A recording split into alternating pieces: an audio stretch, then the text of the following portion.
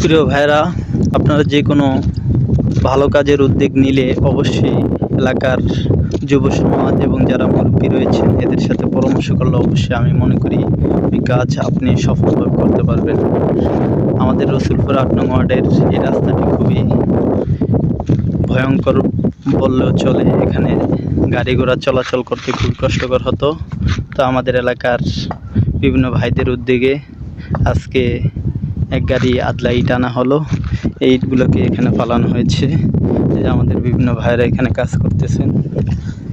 দোয়া করি যেন এদের সবাইকে আল্লাহ তাআলা পরিপূর্ণ জাযায়ে খায়ের দান করুন।